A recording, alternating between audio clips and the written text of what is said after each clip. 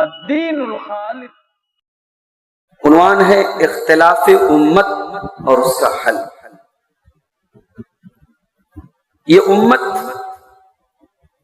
جو اللہ کے آخری نبی کی امت ہے، جو ساری امتوں میں سب سے بہترین امت ہے، اس امت میں آج بہت اختلاف ہے. ایک گلی میں 4 مسجدیں مل جاتی ہیں، ایک محلے میں سب مسلمان ہیں لیکن مسالک الگ الگ ہیں. اچھا، صرف مسلک کا اختلاف ہوتا تو چلو بہت بڑی بات نہیں تھی.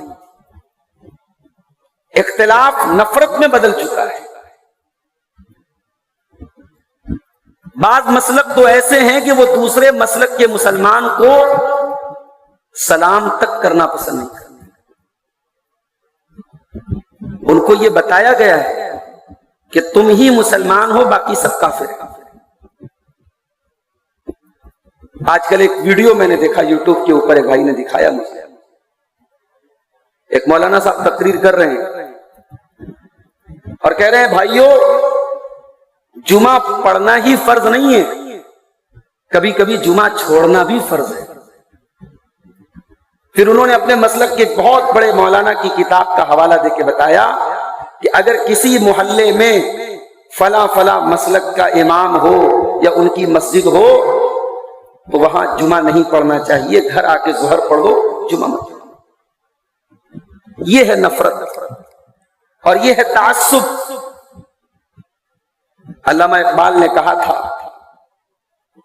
کہ ایک ہی سب کا نبی، دین بھی ایمان بھی ایک، حرم پاک بھی، اللہ بھی، قرآن بھی ایک. کچھ بڑی بات تھی ہوتے جو مسلمان بھی ایک. فرقہ بندی ہے کہیں اور کہیں ذاتیں ہیں، کیا زمانے میں پنپنے کی یہی باتیں ہیں. اس امت کا اختلاف آج دیمک کی طرح چاٹ رہا ہے. اس امت کو کمزور کر رہا ہے. اور یہ قرآن کے الفاظ ہیں کہ جب یہ امت آپس میں اختلاف کرے گی تو کمزور ہوگی. وَلَا تَنَازَعُوا فَتَفْشَلُوا وَتَذْهَبَ رِيحُكُمْ. اے مسلمانوں، تم آپس میں اختلاف نہ کیا کرو، جھگڑے نہ کیا کرو، ورنہ تم کمزور پڑ جاؤ گے. وَتَذْهَبَ رِيحُكُمْ، اور تمہاری ہوا اکھڑ جائے گی. فرقہ پرستی کرو گے تمہاری ہوا اکھڑ جائے گی، قرآن کہہ رہا ہے. اور سورہ آل عمران کی آیت نمبر 103 قرآن کی وہ آیت ہے جو اتحاد کی دعوت دیتی ہے ساری امت کو. وَاعْتَصِمُوا بِحَبْلِ اللَّهِ جَمِيعًا وَلَا تَفَرَّقُوا. اے مسلمانوں، تم اللہ کی رسی کو مل کر کے تھام لو اور آپس میں تفرقہ نہ ڈالو، آپس میں پھوٹ نہ ڈالو، ایک ہو جاؤ. اچھا، قرآن نے اگر صرف یہ کہا ہوتا ایک ہو جاؤ تو بات ختم ہو جاتی ہے، مگر قرآن نے ایک ہونے کا طریقہ بھی بتا دیا. اللہ نے صرف اتحاد کی ہوائی دعوت نہیں دی ہے، اللہ نے اتحاد کا طریقہ بھی بتایا. اتحاد کیسے پیدا ہوگا؟ فرمایا وَاعْتَصِمُوا بِحَبْلِ اللَّهِ، اللہ کی رسی کو پکڑ کر کے تھام لو. اچھا، رسی پر کبھی آپ نے غور کیا ہے؟ اگر ہم کوئی رسی پکڑتے ہیں تو رسی کا ایک سرا ہم پکڑ رہے ہیں، دوسرا سرا تو کہیں نہ کہیں ہوگا نا. یہاں اللہ کہہ رہا ہے اللہ کی رسی کو تھامو، یعنی تمہیں دین کے اندر وہ رسی پکڑنا ہے جو اوپر سے آئی ہے، اللہ کی طرف سے آئی ہے.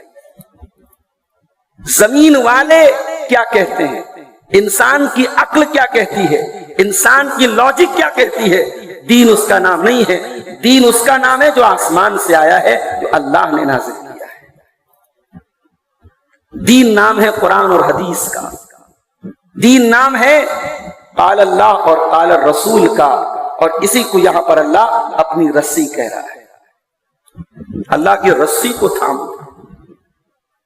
اور یہی وہ دو چیزیں ہیں جو اللہ کے نبی اس امت کو دے کر کے گئے ہیں اور یہ فرما کر کے گئے ہیں، انی قد ترکت فیکم شیئین لن تضلوا بعدہما کتاب اللہ و سنتی، میں دو چیزیں تمہارے بیچ میں چھوڑ کے جا رہا ہوں، جب تک تم ان دونوں چیزوں کو تھامے رہو گے کبھی گمراہ نہیں ہو سکتے۔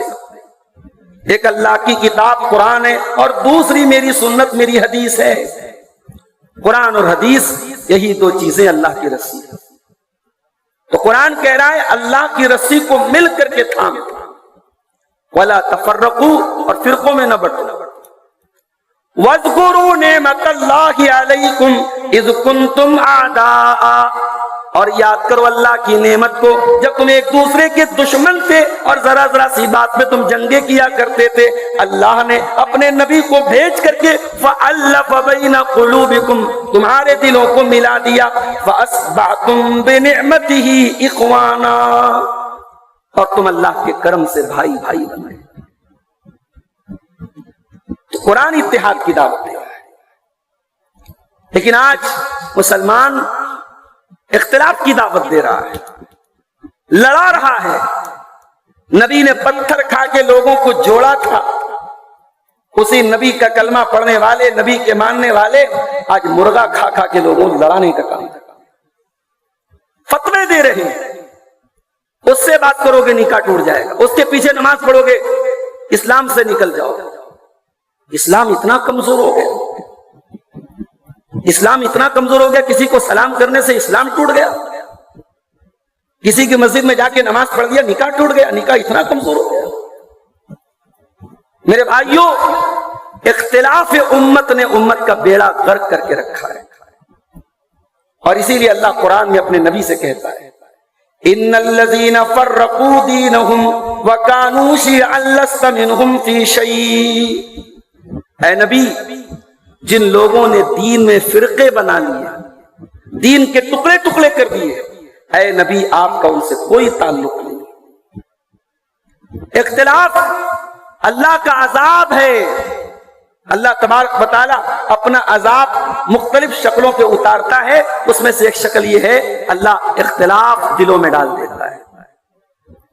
قُلْ هُوَ الْقَادِرُ عَلَىٰ أَن يَبْعَثَ عَلَيْكُمْ عَذَابًا مِّن فَوْقِكُمْ أَوْ مِن تَحْتِ أَرْجُلِكُمْ أَوْ يَلْبِسَكُمْ شِيَعًا وَيُذِيقَ بَأْسَكُمْ بَعْسَ بَعْضٍ۔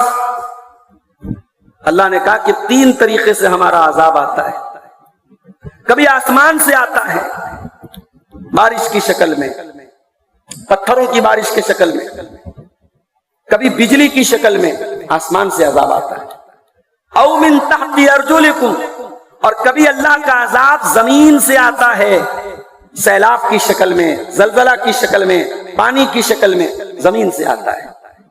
اور اللہ کے عذاب کی تیسری شکل کیا ہے؟ او یلبسکم شیعا، اللہ آپس میں لڑا دیتا ہے اور آپس میں لوگ ایک دوسرے سے گتھم گتھا ہو جاتے ہیں، لڑنے لگتے۔ تو یاد رکھو میرے بھائیوں، اختلاف اس امت کے لیے کبھی رحمت نہیں رہا ہے، اختلاف ہمیشہ زحمت رہا ہے، عذاب رہا ہے۔ سوال یہ ہے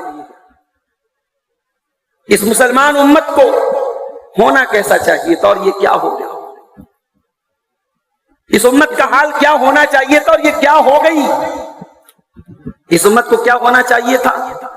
اللہ کے پیارے نبی فرماتے ہیں المؤمن للمؤمن کالبنیان یشد بعضہ بعضا، مومن مومن کے لیے عمارت کی طرح ہونا چاہیے، بلڈنگ کی طرح۔ بلڈنگ کھڑی ہوتی ہے نا تو بلڈنگ کا ہر میٹیریل، ہر اینٹ دوسری اینٹ کو سپورٹ کرتی ہے۔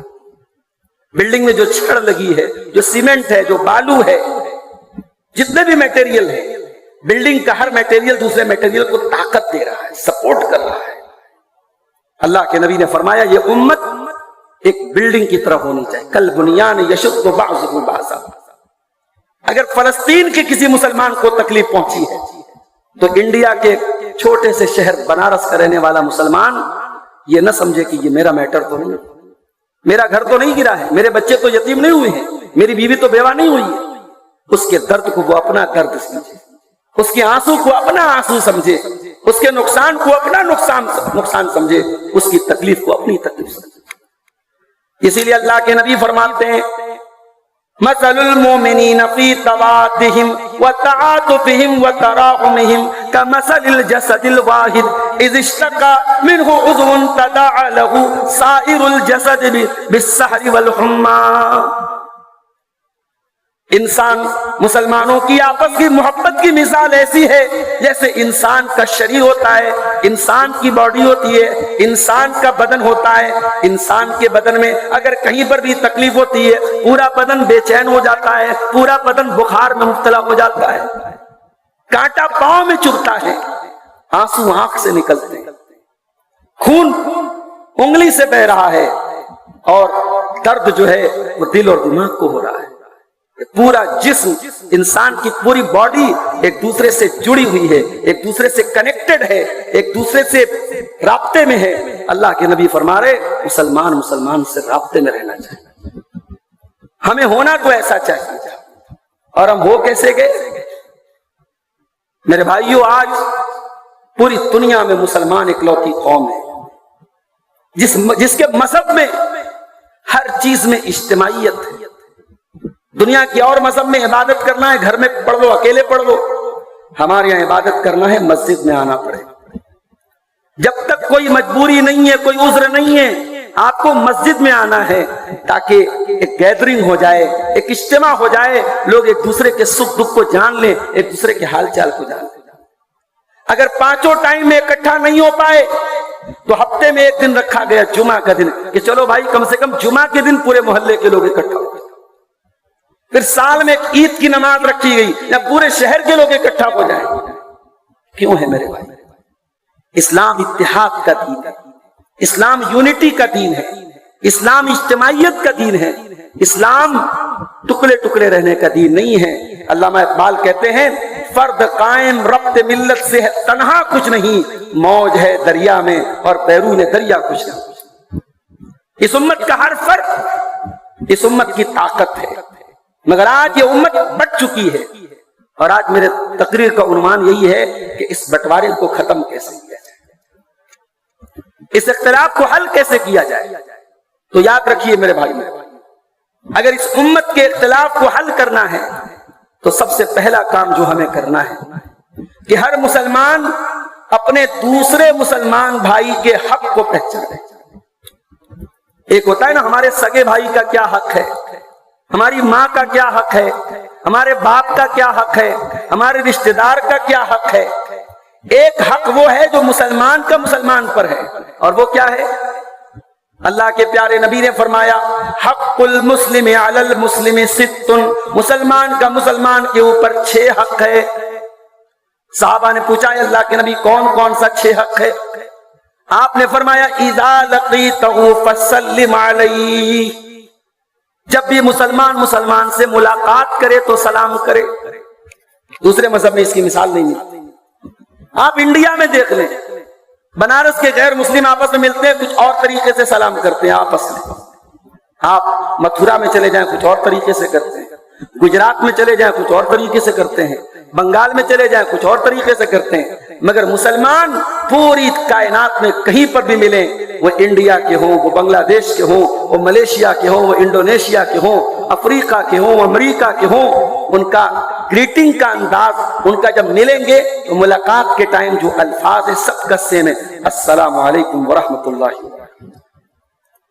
یہ اسلام کی خاصیت ہے، یہ یونیورسل گریٹنگ ہے۔ مسلمان جب بھی ملے گا اپنے مسلمان بھائی کو سلامتی کی دعا کرے گا، رحمت کی دعا کرے گا، برکت کی دعا کرے گا۔ تو پہلا حق کیا ہے؟ ملاقات کرو تو سلام کرو۔ وَإِذَا دَعَاكَ فَأَجِبْهُ، اور جب تمہارا مسلمان بھائی دعوت دے تو دعوت قبول کرو۔ تیسرا حق وَإِذَا اسْتَنصَحَكَ فَانصَحْ لَهُ، اور جب تمہارا مسلمان بھائی تم سے کوئی مشورہ مانگے تو صحیح مشورہ دو۔ رشتہ ناتا کا معاملہ ہو، لین دین کا معاملہ ہو، کاروبار کا معاملہ ہو، زمین جائیداد کا معاملہ، صحیح رائے دو، خیر خواہی کرو۔ بعض لوگ کیا کرتے ہیں، ارے ہم کیوں کسی سے برائی بولائیں، معلوم ہے کہ فلاں آدمی 420 ہے، اس سے کاروبار کرے گا رقم ڈوب جائے گی، اب اس سے آ کے پوچھتا ہے بھائی تمہارا پڑوسی ہے، اس سے میں کچھ لین دین کرنا چاہتا ہوں، اب یہ سوچتا ہے کہ اگر میں نے سچائی بتا دی تو میرا پڑوسی جو ہے مجھ سے ناراض ہو جائے۔ بھائی جب ایک آدمی آپ سے رائے مانگ رہا ہے اور وہاں رائے دینا ضروری ہے تو صحیح رائے دو، کچھ نہیں تو اتنا کہہ دو کہ بھائی دیکھو ایسا ہے، لین دین کر رہے ہو، پیسے کا معاملہ ہے، تھوڑا سوچ سمجھ، اتنا کہہ دو۔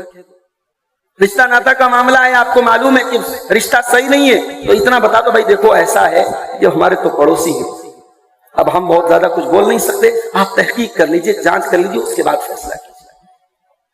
کوئی مشورہ مانگے تو صحیح مشورہ، خیر خواہی والی بات کرو، نہ تو کسی سے دشمنی نبھاؤ اور نہ دوستی میں کسی کے غلط اور کسی کے جرم کو چھپانے کا کام کرو، صحیح مشورہ۔ اور چوتھا حق کیا ہے؟ وَإِذَا أَتِّسَ فَحَمِدَ اللَّهَ فَشَمِّتَ، اگر آپ کا مسلمان بھائی آپ کے سامنے چھینکتا ہے اور الحمدللہ کہتا ہے تو اس کے الحمدللہ کے جواب میں یرحمک اللہ کہنا ضروری ہے۔ ہم لوگ تو بڑا معمولی سمجھتے ہیں کہ بھئی یہ کون سی بڑی بات ہے، یہ حق ہے۔ مسلمان کو چھینک آئی، اس نے الحمدللہ کہا تو آپ یرحمک اللہ کہیے، اس کا حق ہے۔ اور پانچویں چیز وَإِذَا مَرِضَ فَعُودْهُ، مسلمان جب بیمار ہو جائے تو اس کی عیادت کرو۔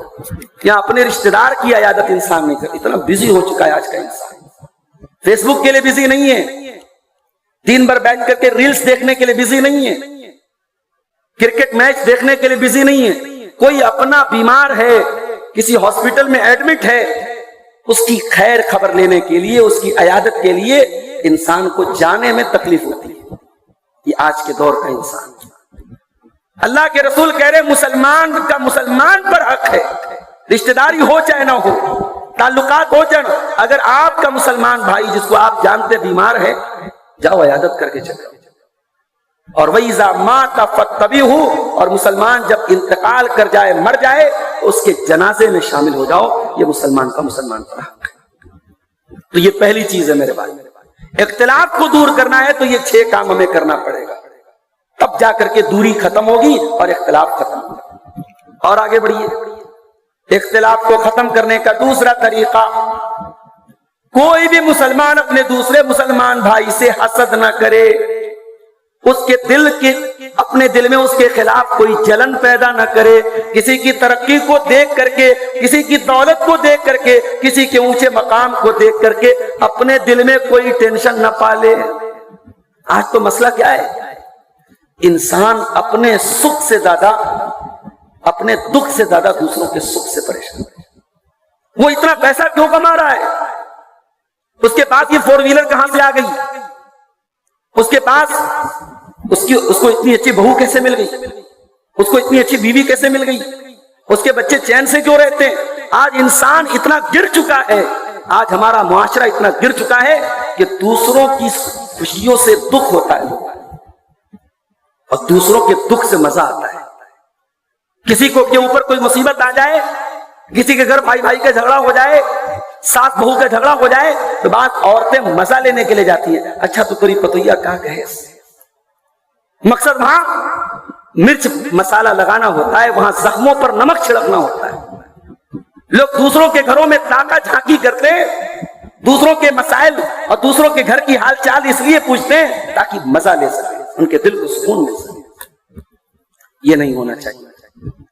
اللہ کے پیارے نبی فرماتے ہیں ایاکم والظن فإن الظن اکذب الحدیث، کسی کے بارے میں غلط گمان نہ کیا کرو، غلط گمان کرنا بہت جھوٹی بات ہے، بہت غلط بات ہے۔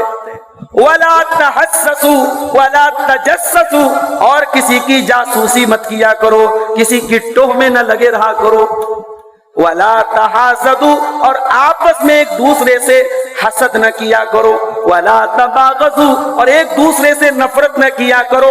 ولا تدابروا، اور ایک دوسرے سے رشتہ نہ کاٹا کرو۔ وَكُونُوا عِبَادَ اللَّهِ إِخْوَانًا، بلکہ اللہ کے بندو تم بھائی بھائی بن کے رہا کرو۔ یہ حسد کی بیماری انسان کی نیکیوں کو کھا جاتی ہے میرے بھائی، انسان کی نمازوں کو برباد کر دیتی ہے، انسان کی حج اور عمروں کو برباد کر دیتی ہے۔ اللہ کے پیارے نبی صلی اللہ علیہ وسلم فرماتے ہیں دب الیکم داء الامم قبلکم، اے لوگو ایک بیماری تمہارے اندر ایسی پیدا ہو جائے گی جو تم سے پہلے کی امتوں کے اندر پیدا ہوئی تھی، الحسد والبغضاء، حسد کی بیماری اور ایک دوسرے سے کینہ رکھنے کی بیماری، وہی الحالقہ، اور اللہ کے رسول فرما رہے ہیں کہ حسد کی یہ بیماری انسان کی نیکیوں کو موڑ دیتی ہے، ختم کر دیتی ہے، جیسے استرا انسان کے بال کو موڑ دیتا ہے، حسد انسان کی نیکیوں کو موڑ دیتا ہے، حسد انسان کی نیکیوں کو ریموو کر دیتا ہے، ختم کر دیتا ہے، برباد کر دیتا ہے۔ حسد سے بچو میرے بھائی۔ ایک مرتبہ اللہ کے نبی صحابہ کے ساتھ بیٹھے ہوئے تھے، آپ نے دروازے کی طرف اشارہ کر کے کہا کہ ابھی اس دروازے سے ایک جنتی آنے والا ہے۔ صحابہ کی نظریں دروازے پر ٹک گئی۔ صحابہ نے دیکھا کہ ایک انصاری صحابی وضو کر کے آ رہے ہیں، داڑھی سے وضو کا پانی ٹپک رہا ہے اور ہاتھوں میں جوتا چپل لے کے چلے آئے۔ دوسرے دن پھر اللہ کے رسول نے کہا کہ ابھی ایک جنتی آنے والا ہے، پھر وہی صحابی سیم اسی پوزیشن میں۔ تیسرے دن پھر آپ نے کہا ایک جنتی آنے والا، وہی صحابی سیم پوزیشن میں۔ حضرت عبداللہ بن عمرو بن عاص کہتے ہیں میں انصاری صحابی کے پیچھے پیچھے گیا یہ پتہ کرنے کے لیے کہ ایسا کون سا عمل کرتے ہیں کہ اللہ کے نبی نے ان کو جنتی کہا ہے۔ حضرت عبداللہ کہتے ہیں جب انصاری صحابی اپنے مکان کے دروازے پر پہنچے، میں نے کہا بھائی میرے باپ سے میرا جھگڑا ہو گیا ہے اور میں نے قسم کھائی ہے کہ 3 دن تک اپنے گھر نہیں جاؤں گا، تو کیا میں 3 دن آپ کے گھر میں رہ سکتا ہوں؟ صحابی اپنی بیوی سے پوچھنے نہیں گئے کہ سالن بنائے کہ نہیں بنائے، روٹی بنی ہے کہ نہیں بنی ہے، چاول بنائے کہ نہیں بنائے، گھر میں کمرے کا انتظام کتنا ہے، یہ سب نہیں پوچھا۔ صحابی نے کہا کہ آپ کا استقبال ہے، آئیے۔ یہ صحابہ تھے میرے بھائی، ان کے مکان چھوٹے چھوٹے تھے مگر دل بہت بڑے تھے۔ وہ اپنے بھائی کو مہمان بنا کر کے 3 دن بڑے آرام سے اپنے گھر میں رکھ لیتے تھے۔ ہم تو 3 گھنٹے کسی کو نہیں رکھ سکتے، مہمان گھر میں آ جائے تو عورتوں کی پیشانی پر بل پڑ جاتا، یہ کون سی مصیبت ہمارے گھر میں آ گئی۔ انصاری صحابی نے کہا آئیے میرے بھائی آپ کا استقبال ہے۔ 3 دن تک حضرت عبداللہ بن عمرو صحابی کے انصاری صحابی کے گھر میں رہے۔ جب 3 دن گزر گئے، حضرت عبداللہ بن عمرو نے کہا اے میرے انصاری بھائی، نہ تو میرا میرے باپ سے کوئی جھگڑا ہوا تھا اور نہ میں نے اپنے گھر میں نہ جانے کی کوئی قسم کھائی تھی۔ بات دراصل یہ ہے کہ اللہ کے پیارے نبی نے آپ کو لگاتار 3 دن جنتی کہا تھا اور میں یہ دیکھنا چاہتا تھا کہ آپ ایسا کون سا عمل کرتے ہیں، مگر بڑے افسوس کے ساتھ کہنا پڑتا ہے کہ 3 دن آپ کے ساتھ رہنے کے بعد میں نے ایسا کوئی خاص عمل آپ کو کرتے ہوئے نہیں دیکھا۔ نماز آپ بھی پڑھتے، ہم بھی پڑھتے ہیں، تہجد کی نماز بھی آپ کو میں نے پڑھتے ہوئے نہیں دیکھا، جتنا نیکی کا کام ہم کرتے ہیں اتنا آپ کرتے ہیں۔ اب آپ ہی بتائیے کہ اللہ کے رسول نے آپ کو جنتی کیوں کہا ہے؟ اب ذرا غور سے سنیے گا۔ انصاری صحابی نے جواب دیا کہ اے عبداللہ بن عمرو، میرے اندر کوئی خاص بات نہیں ہے، تم نے دیکھا کہ میری زندگی کیسی ہے۔ ہاں ایک چیز میرے اندر ہے، لا اجد فی قلبی غشا لأحد من المسلمین، میں اپنے دل میں کسی مسلمان کے لیے کوئی غلط نیت نہیں رکھتا، کوئی غلط ارادہ نہیں رکھتا، کسی مسلمان کے ساتھ دھوکہ دھڑی نہیں کرتا، ولا احسد احدا، اور میں کسی سے حسد نہیں کرتا، میں کسی سے حسد نہیں کرتا اور کسی کے خلاف دل میں کوئی بغض نہیں، کوئی کینہ نہیں۔ حضرت عبداللہ نے کہا کہ ہاں یہی وہ چیز ہے جو تم کو جنت میں لے کے جائے۔ تو میرے بھائیوں، حسد سے باہر نکلو، حسد سے ہم سب باہر نکلیں، ایک دوسرے کی ترقی کو دیکھ کر کے جلنا کوڑنا چھوڑ دیں، ہم بھی ترقی کی کوشش کریں، ہم بھی اللہ سے دعا کریں اللہ ہمارے گھر کو بھی چمکا دے، ہمارے کاروبار میں بھی ترقی دے دے۔ دوسروں کا سکھ دیکھ کر کے کبھی دکھی نہ ہو، اپنے دکھ کو دور کریں اور اپنے سکھ کے لیے کوشش کریں۔ اور آگے بڑھیے، اختلاف کو اگر دور کرنا ہے تو ایک کام ہمیں اور کرنا پڑے گا، تکبر سے اپنے آپ کو بچنا پڑے گا۔ تکبر نہیں ہونا چاہیے۔ کس بات کا تکبر؟ خوبصورتی کا، دولت کا، زمین کا، جائیداد کا، شہرت کا، کس بات کا تکبر ہے؟ اگر دولت کا ہے، جس دن مرو گے سانس ٹوٹے گی، دل کی دھڑکن بند ہوگی، یہ ساری دولت آپ کے وارثوں کی ہو جائے گی۔ بیوی کا اتنا حصہ، بیٹے کا اتنا حصہ، بیٹی کا اتنا حصہ، باپ کا اتنا حصہ، ماں کا اتنا حصہ، آپ کیا لے کے جائیں گے؟ کچھ نہیں۔ 2 गज जमीन मिलेगी, उसी के अंदर आपको दफनाया जाएगा। तो दौलत पर किस बात का तकब्बुर है मेरे भाई? खूबसूरती पर है। आज जवानी है, खूबसूरती है, कल बुढ़ापा आएगा, चेहरे पर झुर्रियां पड़ जाएंगी। आज जिस खूबसूरती पर नाज है, कल ये खूबसूरती मिट्टी में मिल जाएगी। किस बात पे नाज है? बात लोगों को बिरादरी पर नाज होता है, साहब हम तो बड़ी ऊंची बिरादरी के, हम तो फलाने हैं। ये बिरादरी कहां से आई इस्लाम में? इस्लाम में कास्टिज्म कहां से आया? इस्लाम में कोई बिरादरीवाद की हैसियत नहीं। इस्लाम का कॉन्सेप्ट क्लियर है, सारे इंसान एक माता पिता की औलाद है।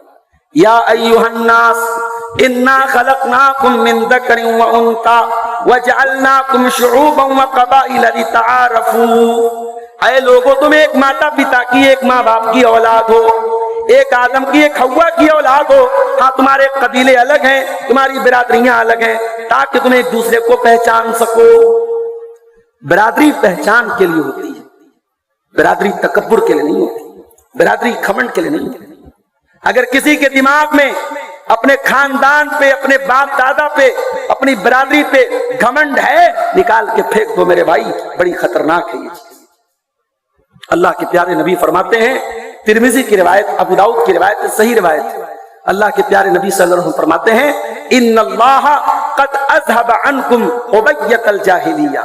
अल्लाह ताला ने तुम्हारे अंदर से दौरे जाहिलियत के तकब्बुर को, अहंकार को खत्म कर दिया है। कान खोल करके सुन लो, अंतुम बनु आदम व आदम मिन तुराब, तुम सब आदम की औलाद हो और आदम मिट्टी से पैदा किए गए। इंसानों की सिर्फ 2 कैटेगरी है, मोमिनुन तक़ियुन व फाजिरुन शक़ियुन। एक मोमिन है, एक काफिर है, एक अल्लाह का फरमाबरदार है, एक नाफरमान है। बस 2 कैटेगरी है, कोई बिरादरीवाद नहीं है, कोई जात पात इस्लाम में नहीं। उसके बाद अल्लाह के नबी ने एक बड़ी खतरनाक बात इरशाद फरमाया कि कुछ लोग अपने बाप दादा के ऊपर घमंड करते हैं जो जहन्नम का कोयला बन जाएंगे। अपने काफिर बाप दादा के ऊपर, अपने मुशरिक बाप दादा के नाम पे घमंड करते हैं। ऐसे लोग अपनी हरकत से बाज आ जाएं। औ लयकूनुन्ना अहवना अलल्लाहि मिनल जिलान, वरना अल्लाह ताला के यहाँ ये उस कीड़े से भी ज्यादा जलील हो जाएंगे जो कीड़ा पाखाना खाता है। एक कीड़ा होता है काले रंग का जो पाखाना खाता है, जो गंदगी में रहता है, उसको गोबरीला बोला जाता है। गोबरीला अरबी में उसको जुअल बोलते हैं, जुअल, इसकी जमा आती है जिलान। और ये इतना खतरनाक कीड़ा होता है, ये जानवरों की शर्मगाह में काटता है और इसकी खुराक होती है जानवरों का और इंसान का पाखाना। और ये जानवर अगर इसको खुशबू सुंघा दी जाए, खुशबू सूंघ ले तो मर जाता है। इतना गंदगी में ये रहता है कि खुशबू इसके लिए जहर है, खुशबू सुंघा दिया तो मर जाता है कीड़ा। अल्लाह के नबी कहते हैं, जो लोग अपनी बिरादरी पर, अपने खानदान पर, अपने बाप दादा के नाम पे फख्र करते हैं, अल्लाह के नजदीक उस कीड़े से, उस पाखाना खाने वाले कीड़े से भी ज्यादा जलील है अल्लाह के नजदीक। तो बिरादरीवाद की इस्लाम में कोई हैसियत नहीं। और आगे बढ़िए, हमारे यहाँ इख्तिलाफ की एक बुनियाद होती है मसलकी इख्तिलाफ। भाई हम अपने मसलक को नहीं छोड़ सकते, अपने इमाम को नहीं छोड़ सकते। मैं कहता हूं, दीन के अंदर अगर कोई मासूम है, अगर कोई ऐसी हस्ती है जिसकी हर बात को मानना है, तो ऐसी हस्ती सिर्फ एक है, और वह जनाब मोहम्मद रसूलुल्लाह सल्लल्लाहु अलैहि वसल्लम। और जिन अइम्मा का नाम लेकर के आज ये मसलक की दीवारें खड़ी की गई, उन अइम्मा की तालीम क्या थी? इमाम अबू हनीफा रहमतुल्लाह अलैह, इमाम मालिक रहमतुल्लाह अलैह, इमाम शाफई रहमतुल्लाह अलैह, इमाम अहमद इब्न हंबल रहमतुल्लाह अलैह, जिनके नाम पे 4 अलग अलग फिरके बने, 4 अलग अलग मसलक बने। इन अइम्मा ने क्या तालीम दी? जरा जाकर के उनकी किताबों को पढ़ो मेरे बात। इमाम अबू हनीफा रहमतुल्लाह अलैह फरमाते हैं, अगर मेरे फतवे के खिलाफ, मेरी बात के खिलाफ कोई सही हदीस मिल जाए तो मेरी बात को दीवार पे मार दो। इमाम मालिक रहमतुल्लाह अलैह अल्लाह के नबी की कब्र की तरफ इशारा करके कहते हैं, कुल्लु युखज़ु मिन क़ौलिही व युरद्दु इल्ला साहिब हाज़िल क़ब्र। दुनिया में सबकी बात को लिया भी जा सकता है, सबकी बात को ठुकराया भी जा सकता है, मगर इस कब्र के अंदर जो हस्ती है उसकी बात को ठुकराया नहीं जा सकता। इमाम शाफई रहमतुल्लाह अलैह, उनसे किसी ने मसला पूछा, इमाम शाफई ने हदीस पढ़ के सुना दी। मसला पूछने वाले ने कहा, इमाम साहब हदीस तो आपने सुना दी, رسول کی حدیث تو آپ نے پڑھ کے سنا دی، میں یہ جاننا چاہتا ہوں کہ آپ کی رائے کیا ہے؟ آج ایسا ہوتا ہے کہ نہیں ہوتا ہے؟ حدیث پڑھ کے سنا دو، سامنے والا حدیث کو سنتا ہے، کہتا ہے ٹھیک ہے اپنے مولوی صاحب سے سمجھ کے بتاؤں گا، پہلے دیکھ لے کہ ہمارے مسلک میں کیا ہے، ہمارے امام نے کیا کہا ہے۔ یہ مسلمان کو شوبہ دیتی ہے یہ بات۔ اگر حدیث صحیح ہے، اگر رسول کا فرمان ہے، تو مسلمان کی شان تو یہ ہونی چاہیے، انما کان قول المؤمنین اذا دعوا الی اللہ ورسولہ لیحکم بینہم ان یقولوا سمعنا واطعنا۔ مسلمان کی شان یہ ہونی چاہیے، جب اللہ کا فیصلہ آ جائے، جب رسول کا فیصلہ آ جائے، تو مسلمان کی زبان سے بس ایک لفظ سننے میں آنا چاہیے کہ ہم نے سن لیا اور مان لیا۔ امام شافعی سے اس آدمی نے پوچھا، امام صاحب حدیث تو پڑھ کے آپ نے سنا دی، آپ کی رائے کیا ہے؟ امام شافعی غصے میں لال ہو گئے، کہا کہ بھائی صاحب تجھے کیا میں کوئی عیسائی نظر آ رہا ہوں؟ میرے گلے میں تجھے کوئی کراس نظر آ رہا ہے، صلیب کا نشان نظر آ رہا ہے؟ میرے گلے میں تجھے جنیو نظر آ رہا ہے؟ میں تجھے کوئی کافر، کوئی غیر مسلم نظر آ رہا ہوں؟ کہا کہ زمین پھٹ جائے اور آسمان گر پڑے اس سے پہلے کہ امام شافعی حدیث کے آنے کے بعد اپنی رائے پیش کرے۔ میرے بھائیوں، ائمہ نے تو تعصب نہیں برتا تھا، آج تعصب برتا جا رہا ہے۔ آج حدیثوں کے آنے کے بعد اور صحیح دلیلوں کے آنے کے بعد بھی اپنے مسلک پر ڈٹے رہنے کا جو جذبہ ہے، اسی کو تعصب کہتے ہیں۔ اور قرآن کہتا ہے کل حزب بما لدیہم فرحون۔ جب تک تعصب رہے گا اختلاف ختم نہیں ہو سکتا ہے۔ اختلاف اگر ختم کرنا ہے تو دلیل کی پیروی کرنے کا جذبہ پیدا کرو، قرآن اور حدیث کی پیروی کرنے کا جذبہ پیدا کرو جو جذبہ صحابہ کے اندر تھا۔ کیا صحابہ میں اختلاف نہیں ہوا؟ کئی مسائل میں اختلاف ہوا۔ اللہ کے نبی کا انتقال ہوا، حضرت عمر یہ ماننے کو تیار ہی نہیں ہے کہ اللہ کے نبی کا انتقال، اللہ کے نبی صلی اللہ علیہ وسلم کا انتقال ہو گیا اور حضرت عمر یہ ماننے کو تیار نہیں ہے، تلوار لے کے کھڑے ہیں کہ جو کہے گا کہ اللہ کے نبی کی وفات ہو گئی اس کی گردن مارو۔ حضرت ابوبکر صدیق کو پتہ چلا، آئے سیدھے اللہ کے نبی کے حجرے میں پہنچے، اللہ کے نبی کے پیشانی کو چوما اور روتے ہوئے کہا طبت حیاً و میتاً، اے میرے رسول زندگی میں بھی آپ پاک تھے اور موت کے بعد بھی آپ پاک ہیں۔ اللہ آپ کے اوپر دو موت اکٹھا نہیں کرے گا، سب کو ایک موت آتی ہے اور وہ موت آپ کو آ چکی۔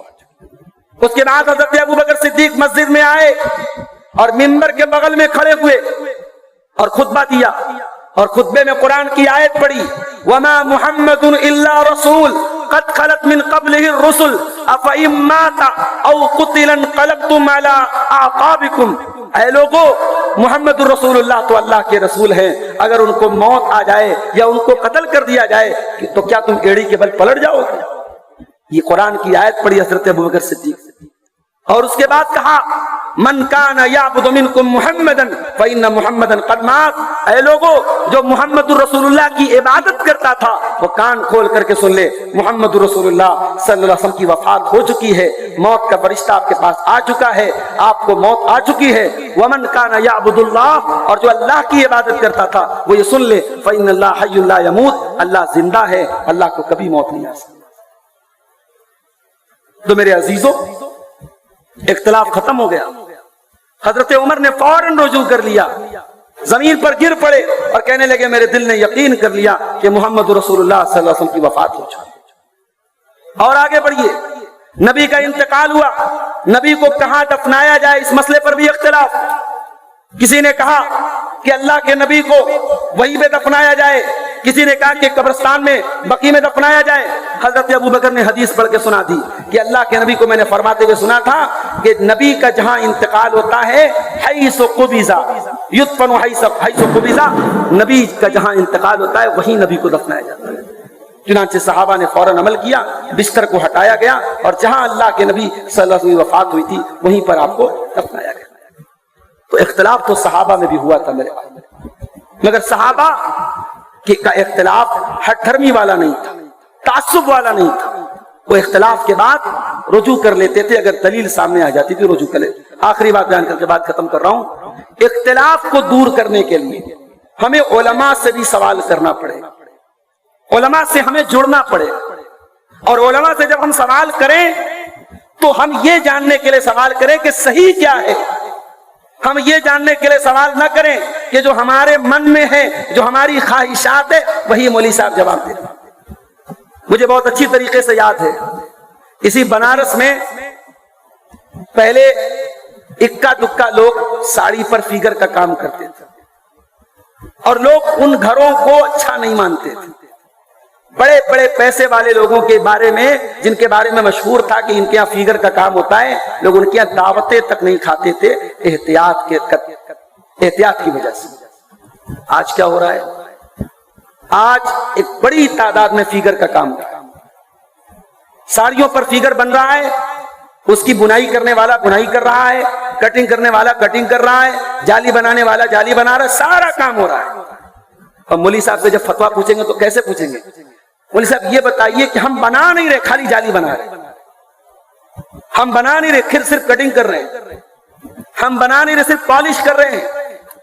میں کہتا ہوں اگر فیگر کی ساڑی بنانا غلط ہے تو جس طریقے سے شراب حرام ہے، اللہ کے نبی نے فرمایا کہ شراب خریدنے والا، شراب بیچنے والا، شراب تیار کرنے والا، شراب کے لیے رس نچوڑنے والا، شراب کو لے جانے والا، سب پر اللہ کی لعنت. تو اصول ہے شریعت. برائی میں کسی بھی طریقے کا سپورٹ کرنے والا وہ بھی برائی میں مبتلا ہوتا ہے. اس لیے میرے بھائیوں، نفس کو اپنا مفتی مت بناؤ، اپنے دل کو اپنا مفتی مت بناؤ، اپنی خواہشات کے مطابق فتویٰ مت طلب کرو. علماء سے پوچھو اور جو حق بات ہے اس کو قبول کرو. اللہ قرآن میں کہتا ہے فَاسْأَلُوا أَهْلَ الذِّكْرِ إِن كُنتُمْ لَا تَعْلَمُونَ. اگر تمہیں کوئی مسئلہ معلوم نہیں ہے علماء سے سوال کرو. ایک مرتبہ صحابہ کرام ایک سفر میں جا رہے تھے، ایک صحابی کے سر میں پتھر سے چوٹ لگی، بڑا سا زخم ہو گیا. صحابی نے دوسرے لوگوں سے پوچھا کہ بھائی میں ناپاک ہو گیا ہوں، رات میں نائٹ فال ہو گیا ہے، اب میں غسل نہیں کر سکتا کیونکہ سر پہ بڑی خطرناک چوٹ لگی ہے، تو کیا میں تیمم کر سکتا ہوں؟ ان کے ساتھیوں نے کہا نہیں، آپ تیمم نہیں کر سکتے. جب پانی موجود ہے اور آپ کے اوپر غسل واجب ہے تو آپ تیمم نہیں کر سکتے. صحابی نے اسی حالت میں غسل کیا، سر پہ بڑا زخم لگا تھا، زخم کے راستے پانی چلا گیا، انتقال ہو گیا صحابی. یہ ابو داؤد کی صحیح روایت سنا رہا ہوں. صحابی کا انتقال ہو گیا. جب یہ صحابہ کرام مدینہ پہنچے اور اللہ کے رسول صلی اللہ علیہ وسلم کو پوری بات بتائی تو اللہ کے نبی نے بڑے غصے میں کہا قتلوہ قتلہم اللہ. ان لوگوں نے اسے قتل کر ڈالا، ان لوگوں کی وجہ سے ان کو موت، مر گئے وہ، ان کی موت ہو گئی. الا سألوا اذ لم يعلموا. جب ان کو پتا نہیں تھا تو انہوں نے سوال کیوں نہیں کیا؟ انہوں نے بغیر علم کے فتویٰ کیوں دیا؟ انما شفاء العی السؤال. جہالت کا علاج سوال ہے، جہالت کا علاج علماء سے پوچھنا ہے، جہالت کا علاج علماء سے سوال کرنا ہے. تو میرے بھائیوں، اختلاف اگر ختم کرنا ہے تو آپ کو اپنے مسائل میں قرآن و حدیث کی طرف رجوع کرنا پڑے گا، علماء سے پوچھنا پڑے گا اور ہر قسم کے تعصب سے اوپر اٹھنا پڑے گا. یہ چند باتیں اختلاف امت کے حوالے سے آپ کے سامنے رکھی گئیں. اللہ تعالیٰ سے دعا ہے رب العالمین ہماری صفوں میں اتحاد پیدا فرما دے، ہر قسم کے اختلاف سے ہم سب کو دور رہنے کی توفیق عطا فرمائے، ہمارے دلوں میں ایک دوسرے کا احترام پیدا فرما دے. رب العالمین ہمارے دلوں میں ایک دوسرے کے لیے جو بھی بغض ہے، عداوت ہے، کینہ ہے، اس کو نکال کر کے ہمارے دلوں کو پاک اور صاف کر دے. جو ہم میں بیمار ہیں اللہ ان کو شفاء کاملہ عاجلہ عطا فرمائے، جو روزی روٹی سے پریشان ہیں اللہ ان کے کاروبار میں برکت نصیب فرمائے. آج کی یہ مجلس جن بھائیوں کی محنتوں سے منعقد ہوئی ہے اللہ ان سب کو جزائے خیر عطا فرمائے. اللہ مزید ہمیں دینی پروگراموں کو منعقد کرنے اور ان میں شامل ہونے کی توفیق عطا فرمائے، کہنے سننے سے زیادہ عمل کی توفیق عطا فرمائے. آمین. وآخر دعوانا ان الحمد للہ رب العالمین. والسلام علیکم ورحمۃ اللہ.